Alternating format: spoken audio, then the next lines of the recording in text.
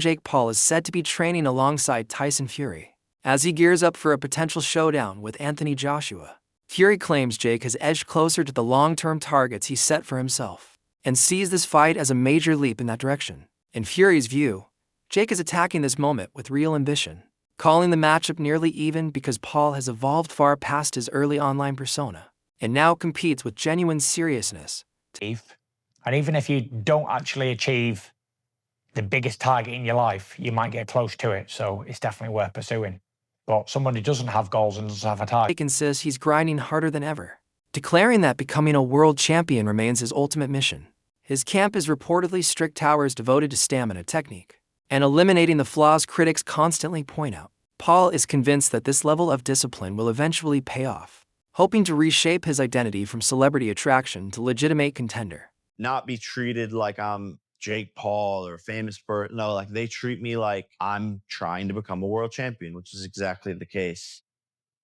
Tyson Fury maintains that Jake Paul shouldn't be dismissed. In a fight with Anthony Joshua, he highlights the improvements Jake has made over the past few years and argues that he's now sharp enough to trouble seasoned big men. Fury warns that those who still view Paul through the YouTube lens will be blindsided by how much he's grown. Talk about possibly Joshua using Jake Paul as a tune-up to fight you. What are your thoughts on that? I don't know about tune-up. I think Jake Paul knocked him out. Seriously? Yeah. Why so? What impresses you about Jake Paul? I just think Jake Paul would knock AJ out. I think AJ's spent forced, and I think Jake Paul's on the rise. And I like his new heavyweight look.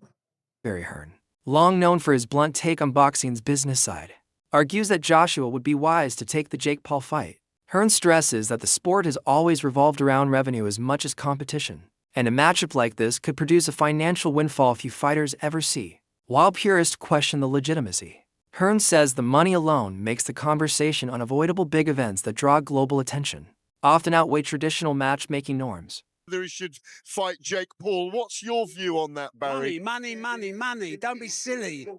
You know, I mean, you're mostly sensible, aren't you? Mostly. Of course, we're all purists at heart, but purism doesn't necessarily pay the bills, and boxing is a money business. And the day we don't accept that and then move on, we won't understand why certain things happen. So if that fight's there next week and it's signable and they can do Joshua against Tyson Fury next year, take the Jake Paul fight in December, go and do it. 100 Sports commentator Simon Jordan has offered his thoughts on Jake Paul's unusual path through boxing. Jordan notes that Paul's rise doesn't resemble the classic journey, no lengthy amateur background, no slow climb through levels of opposition. Instead, Paul has jumped straight into the deep end, challenging names far beyond what his resume should normally allow. This disruption of the old system has led many boxing insiders to question whether his path honors the sport or undermines long-established traditions. As a boxing purist, it doesn't sit well, but as a normal working-class lad, I've been asked by builders, would you fight Jake Paul for £5 million? I never got £5 million for fighting anyone else in a fight, so it's the silliest question in the world. I've been retired 7 years. I'm still very confident. If you give me 3 weeks to get off the couch, I'll probably still beat him with one hand. It's not. Yeah. He's not a good fighter, so it's not even being disrespectful to him. As a YouTuber, as a presenter in what he does, he blows me out the water. That's his line of work. But you're stepping into boxing, another profession. Now, to call it like a Canelo out, I think is disrespectful. To call Anthony Joshua out is lunacy, but we know why it's happening and why he does it. Forget Jake Paul. Forget Jake Paul. A lot of tickets. Paul. I mean, Jake Paul's going to do what Jake Paul does. But Anthony Joshua, and with respect to you and what you did and didn't earn in your career, Anthony Joshua has earned a king's ransom. Yeah. So he doesn't need to be fiddled with this, does he? Yeah. No, he doesn't. But again, all I keep seeing from people out there is, you know, when is enough? And I get that. But when you're retired at 33, 34, and you've got to make that last, now you've got more experience than me in this, dealing with a lot of footballers in the past as well, and business people who have to make a certain amount of budget last.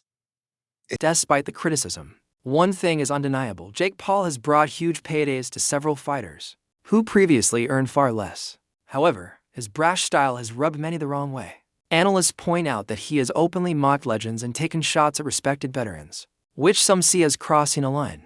This creates a split environment. Jake boosts the sport's financial ecosystem, while also stirring resentment among those who value its history and etiquette. Want to fight Anthony Joshua exclusive? Because I know that I will. I'm so sorry for my English, but I have to.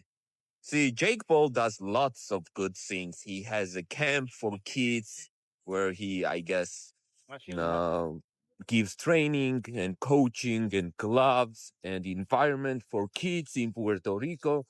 He helped lots of boxers to get the bigger purse than they deserve. He has done some good things, but and you are kind of trying to be on his side, but then he says something like that. Like you almost are on his side, and then he says, I want to fight Anthony Joshua and Canelo at the same night or whatever. Jake, fighting Anthony Joshua and Canelo is not fighting Tyron Woodley or 60 years old Mike Tyson with Alzheimer's. Anthony Joshua is able to literally kill you. No doubt. If his mission is to kill you on the ring, he will kill you. You lost against Tommy Fury. Tommy Fury won against you. What Anthony Joshua? What Canelo, my friend? Canelo, you would need the liver replacement after Canelo fight. I promise you.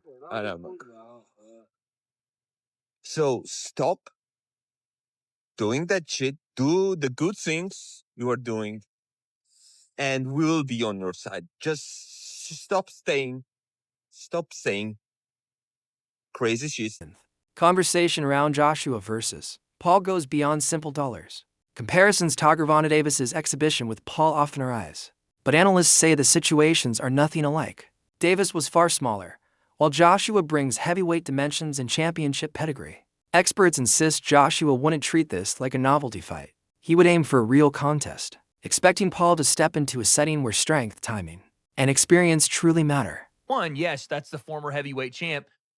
Why is he fighting Jake Paul? And two, why is Jake Paul putting his health and well-being on the line? Because someone asked me on Twitter, Wade, if Jake Paul gets knocked out, will his career be over? Buddy, his life may be over if he gets knocked out by AJ, because that dude put Francis Ngannou flat on his back, and I had never seen Francis Ngannou hurt before. Again, it's boxing, not MMA. Jake has a little more experience, but we're talking about a massive size difference. AJ's still relatively young and still relatively got something left in the tank. And he's only fought the world-class guys for the last 10 years. This would be Jake's not only hardest fight, most dangerous fight of his career. If Jake is doing this, it could signal the last one. I'm not even joking. This could signal Jake being like, I'm having one more of these and I'm out.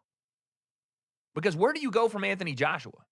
We'll get into that part in a second, but the Netflix thing. We know that Anthony Joshua is an exclusive fighter to DAZN.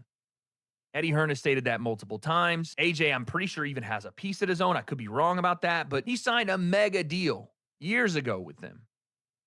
So for this fight to take place on Netflix would mean DAZN would say, you can have one of our biggest cash draws, and I may be in a revenue share thing, or maybe Netflix pays them some money, but you can have our biggest cash draw, and we don't have an affiliation with it. That seems a bit unrealistic. But having said that, this isn't a report from anybody in the camp. This is not MVP saying it. This is not Eddie Hearn saying it. This is Mike Coppinger, who I guess has talked to people in the camp.